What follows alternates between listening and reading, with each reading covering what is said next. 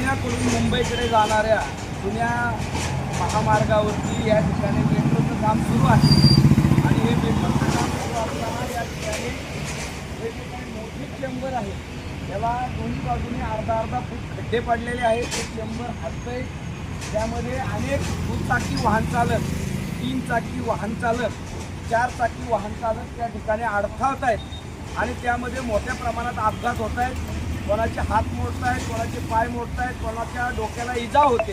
या संदर्भात महानगरपालिकेचे आयुक्त शेखर सिंग यांच्याकडे आम्ही तक्रार केली असता ते मेट्रोचे श्रावण हर्डीकर यांच्याकडे बोट दाखवतात आणि श्रावण हर्डीकर या संदर्भात कुठली गंभीरपणे दखल घेत नाहीत.